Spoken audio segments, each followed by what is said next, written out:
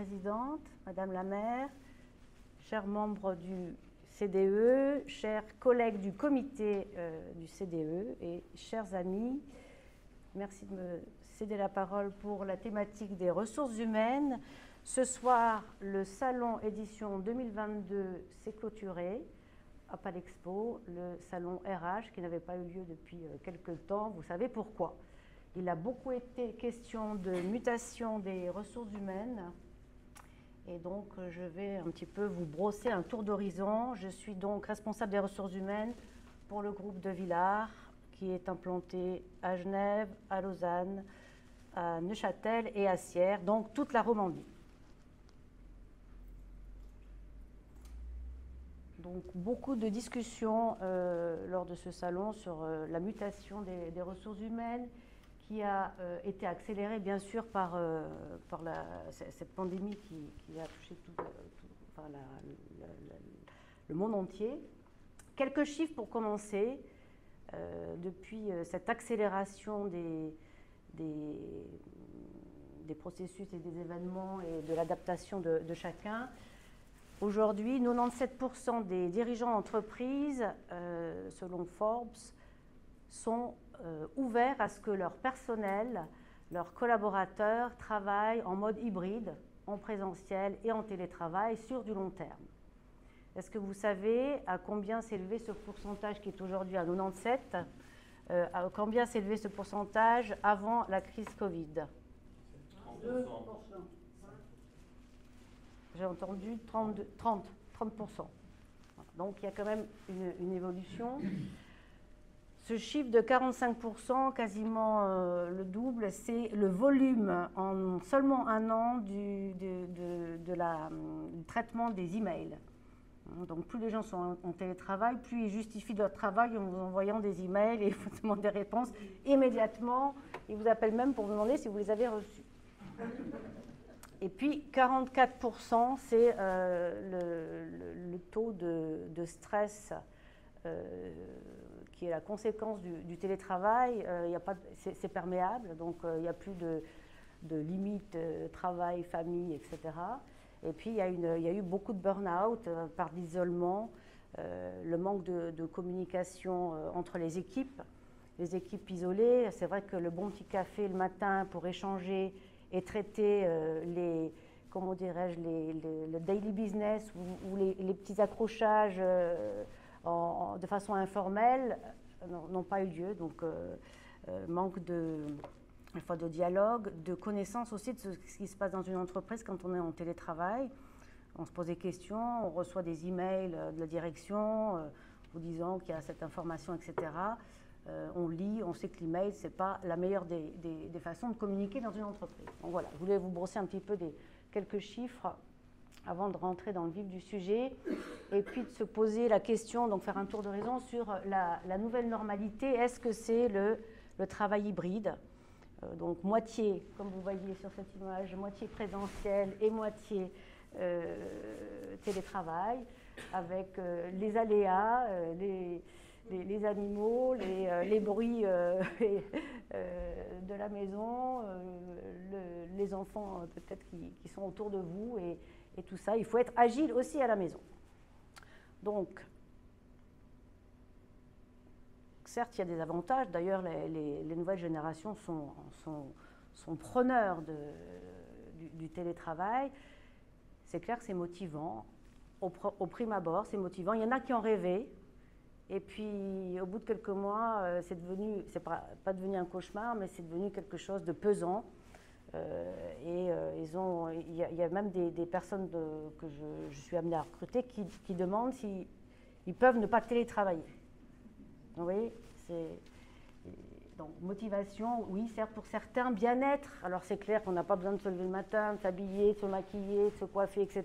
On gagne du temps, de s'énerver dans les bouchons ou au milieu de la ville. Et puis on gagne du temps, on peut aller faire son fitness tout de suite après, ou même dans son appartement ou dans son jardin. Le recrutement, ça peut être une plus-value. Dans le recrutement, eh bien, il y a des candidats, des jeunes candidats qui demandent s'il y a du télétravail tous les jours. combien de fois par semaine, etc. Il y a de toute façon une pondération à avoir, ne serait-ce que par la législation qui contraint une certaine restriction. Beaucoup d'entreprises donc, ont fait des conventions de télétravail. C'est clair que vous pouvez mettre toutes les jalons et les conditions d'éligibilité. La clé d'un bon télétravail, pour que ce soit productif pour l'employeur, c'est la confiance. Hein, la confiance, oui, la confiance qu'a le manager pour son collaborateur. Et puis ça peut être un critère d'une plus-value pour la compétitivité par rapport à d'autres concurrents dans le même domaine. Je regarde la gardienne du temps. Attention, c'est un risque pour la sécurité des données. Moi, je la prends à personne. Il y a beaucoup d'actualités sur ce point. L'isolement, j'en ai parlé. Le volume des mails, j'en ai parlé. Et des fois, des risques de délocalisation à long terme sur des métiers comme comptable, gestionnaire des données, etc., des cols blancs. On s'en va en Asie et puis on télétravaille sur une plage. Et puis la question suivante que je voulais mettre sur la table, si je puis dire, ou sur l'écran, c'est est-ce que l'innovation est amenée à être la grande perdante du télétravail? C'est clair que les échanges étant plus compliqués, on a du mal à solliciter les collaborateurs sur des écrans. On ne sent pas le mood, l'ambiance des uns et des autres. Il y a des fois des indicateurs sur la santé du collaborateur, des collaborateurs, on n'a pas cette vision. L'innovation autour d'un machine à café par hasard, eh bien non, effectivement ça disparaît.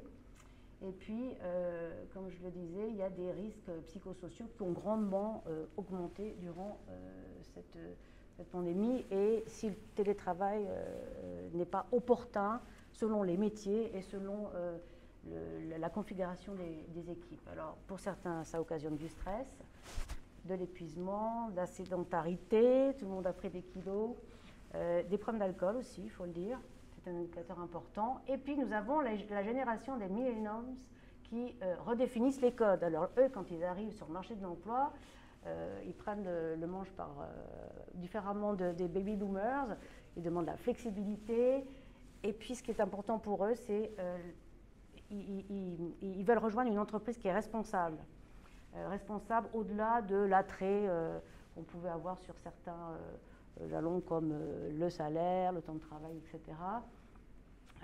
Ils sont preneurs d'être contributeurs et coordinateurs et plus managers. Ils ne veulent plus gérer les équipes, les conflits, prendre les décisions. C'est vraiment la gestion de projet qui les intéresse, en tant que tel, l'ambiance et la façon de travailler, l'organisation. Ils aiment co-construire, partager, construire constamment. La rémunération, ils sont parfois intéressés plus par la LPP que le salaire mensuel. Et puis, le temps partiel est important. Il y a des métiers comme les techniciens qui, par exemple chez nous, ont beaucoup de temps partiel. Donc c'est une qualité à relever sur un poste qui peut être un peu prenant. Et puis la cohésion de groupe se réinvente forcément, donc c'est plus les open space, l'open space m'a tué comme disaient certains, mais c'est réinventer l'échange, la disposition, mettre une ambiance aussi autour d'un bureau et de réaménager les bureaux, non pas pour faire des open space et pour être exploités par les uns les autres, mais pour être en petit comité, dans une ambiance cosy, avec une musique, etc., un paysage. Donc les designers de bureaux ont de l'avenir. Espace collaboratif pour l'interaction, comme je l'ai dit. Et puis est apparu avec ce télétravail forcé, ordonné par les autorités, l'intelligence émotionnelle, on s'en est un peu plus rendu compte, parce que les compétences techniques, c'est une chose, mais les soft skills et la gestion de l'intelligence émotionnelle qui fait grandir les équipes, c'est important, on s'en est rendu compte, ne serait-ce que quand on avait les Zoom et les Teams. J'en ai parlé des aménagements de bureaux. Les World Café, c'est quand on brainstorm et on inverse aussi les questions. Pourquoi ne pas engager des personnes, comme je dis, on inverse les paradigmes et le prisme. Il fallait être agile, donc tout le monde se réorganise au quotidien. On n'est plus sur le bureau qu'on laisse clean et puis qui est en nomade, mais on réaménage tout cela pour avoir une certaine atmosphère. Le recrutement de l'intelligence avec l'intelligence artificielle, pardon.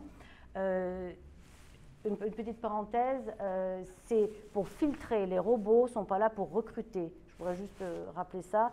C'est pour filtrer les critères.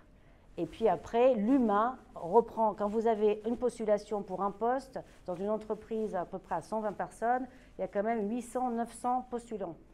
Donc il faut faire le tri.